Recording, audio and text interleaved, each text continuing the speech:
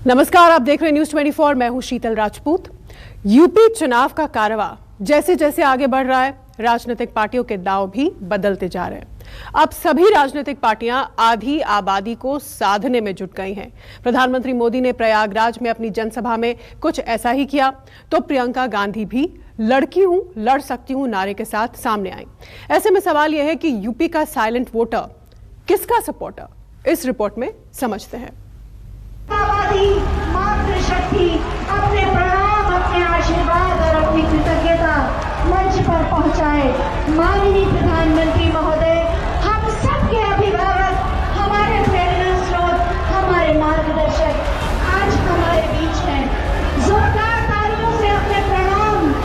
Button दब गया और बटन दबते ही हस्तांतरण की प्रक्रिया प्रारंभ हो गई। हमारे यहाँ एक कहावत है, प्रत्यक्षे किम प्रमाणम, यानी जो प्रत्यक्ष है, जो सामने है, उसे साबित करने के लिए कोई प्रमाण की जरूरत नहीं पड़ती। आज आपकी शक्ति के सामने इस देश के प्रधानमंत्री नरेंद्र मोदी जी झुक रहे हैं। बटन दबा और बटन दबने के साथ ही हस्तांतरण की ये प्रक्रिया प्रारंभ हो गई। आज प्रधानमंत्री स्वामित्व योजना के माध्यम से हर गरीब को उसका अधिकार तो दिया ही जा रहा है, लेकिन उनमें से अधिकांश मकानों के कब्जे, जमीन के कब्जे भी महिलाओं के नाम पर या संयुक्त खातेदार के नाम पर प्रदान किए जा रहे हैं। यूपी के चुनावी दंगल को जीतने के लिए सभी सियासी दल अपनी अपनी रणनीति के हिसाब से आगे बढ़ रही हैं। मैं लड़की हूँ, लड़ सकती हूँ।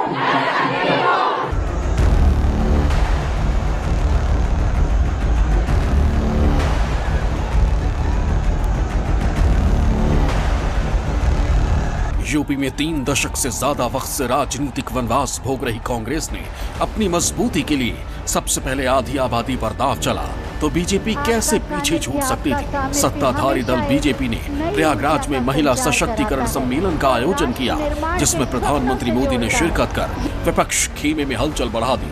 भारत माता की, भारत माता की। देश की आधी आबादी ही महिलाएं नहीं है, देश की आधी वोटर महिलाएं हैं। इसीलिए यूपी के घमासान में महिलाओं को अपनी तरफ आकर्षित करने के लिए सारी पार्टियां दांव खेल रही हैं। जहां कांग्रेस पार्टी ने बच्चियों को स्कूटर देने की बात कही है, वहीं प्रधानमंत्री नरेंद्र मोदी और सीएम योगी ने प्रयागराज में महिलाओं का एक बड़ा संगम किया, लाभार्थियों को संबोधित किया और एक झटके में 11 अरब से ज्यादा पैसे महिलाओं के खाते में ट्रांसफर करा दिए। अब देखना यह है कि महिलाएं इसके एवज में 2022 में होने वाले चुनाव में किसका साथ देती हैं। गांव में लोग कैसे पहचानते हैं, कैसे है? सबको मालूम है घूमती फिरती बैंक है? कैसे सम्मान मिलता है, मतलब क्या होता है? एक बताइए। लोग रामपुर ब्लॉक से है और हमारा गांव 8 किलोमीटर दूर है वहाँ से, और जब वहाँ पर बुजुर्ग जो ज़ईफ लोग हैं तो उनसे चला नहीं जाता, तो फिर हम उन्हीं के घर जाके पैसे निकाल के आते हैं और फिर वो दुआएं देते हैं। तो हम ये कहते हैं, मैंने कहा हमें मत दो, हमारे प्रधानमंत्री जी को दो, जिन्होंने हमें।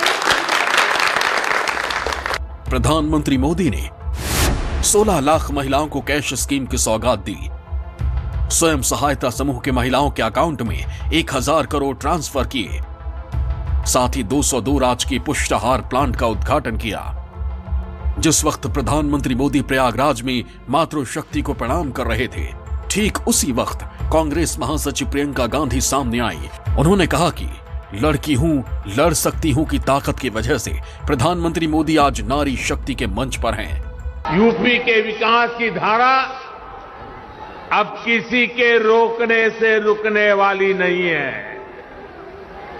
उत्तर प्रदेश की महिलाओं ने, माता बहनों बेटियों ने ठान लिया है, अब वो पहले की सरकारों वाला दौर वापस नहीं आने देगी। डबल इंजन की सरकार ने यूपी की महिलाओं को जो सुरक्षा दी है, जो सम्मान दिया है, उनकी गरिमा बढ़ाई है, वो अभूतपूर्व है। उत्तर प्रदेश की महिलाओं, मैंने आपसे क्या कहा था? अपनी शक्ति को पहचानो। आज आपकी शक्ति के सामने इस देश के प्रधानमंत्री नरेंद्र मोदी जी झुक रहे हैं, समझ गए हैं कि महिला खड़ी हो रही है। 8 सालों से क्यों नहीं की ये घोषणाएं, आज क्यों कर रहे हैं चुनाव से पहले? क्योंकि महिला जागरूक हो गई है, महिला उठ गई है। हमने लड़की हूँ लड़ सकती हूँ का नारा दिया, महिला उठ गई है, जाग गई है, कह रही है मेरा हक दो। इसीलिए आज नरेंद्र मोदी जी को भी झुकना पड़ा। मैं बहुत खुश हूँ। यूपी की सियासत में अचानक ऐसा क्या हुआ कि साइलेंट वोटर सभी राजनीतिक पार्टियों की नजर में आ गया? सत्ता तक पहुंचने के लिए क्यों सभी इसी वोटर को अपने साथ लाने की कोशिश में हैं? पिछले कुछ चुनाव के दौरान के आंकड़ों को देखें तो साल 1991 में 44.2% महिलाओं ने अपने मताधिकार का इस्तेमाल किया था। इसके बाद 2019 के लोकसभा चुनाव में यह आंकड़ा बढ़कर 59.56% हो गया। यानी 3 दशक में महिलाओं की शक्ति करीब 15% तक बढ़ गई। इस वक्त यूपी में करीब 46% महिला वोटर हैं। बात करें 2017 के विधानसभा चुनाव की तो उस वक्त 63.2% महिलाओं ने अपने उम्मीदवारों को चुना था, जबकि उस वक्त सिर्फ 59.5% पुरुष वोटर ही अपने अधिकार का इस्तेमाल कर पाए थे। यूपी में महिलाओं की ताकत को और बारीकी से समझना है तो इस बार के पंचायत चुनाव का भी विश्लेषण करना होगा। 2021 के पंचायत चुनाव में 53.7% महिला उम्मीदवार जीत कर आई थी। इसका क्या अनुभव है? हाँ बताइए। बहुत ही मान और सम्मान मिला है। NRLM से जुड़ने के बाद हम इसमें इस पद पे कार्य कर रहे हैं, जिससे गांव में हमें बैंक दीदी के नाम से सम्मानित किया जाता है। अब कोई भी दीदी बैंक में जाने के लिए परेशान नहीं होती, सारे काम हम उनके गांव में ही निपटा देते हैं। आप लोगों को मिलने जाते हैं कि लोग आपको ढूंढते हैं? कैसे करते हैं? जब जाते हैं पहले क्या करते हैं, कैसे बात करते हैं, मुझे समझाइए। जैसे मैं हूँ और मुझे आप लोग सेवा दे रहे हैं तो कैसे करेंगे? क्या परेशानी है, कैश निकलवाना है या जमा कराना है, फिर वो अपने बताते हैं। फिर उनसे उनका आधार कार्ड लेते हैं, आधार कार्ड से निकलवाना है तो आधार कार्ड डालते हैं, बैंक का नाम लेके, और फिर उससे पूछते हैं कस्टमर से कितना अमाउंट निकलवाना है। फिर फिंगरप्रिंट्स लगा के उनको निकलवा के और उनको अमाउंट बता देते हैं कि इतना आपका अमाउंट बच जाए। नारी शक्ति को समझने के लिए एक बार फिर 2017 के विधानसभा चुनाव के आंकड़ों को देखते हैं। उस वक्त सूबे में करीब 445 महिलाएं चुनाव मैदान में उतरी, जिनमें से 40 महिला उम्मीदवारों ने जीत दर्ज की। 2017 के चुनाव में बीजेपी ने सबसे ज्यादा महिलाओं को टिकट दिया था।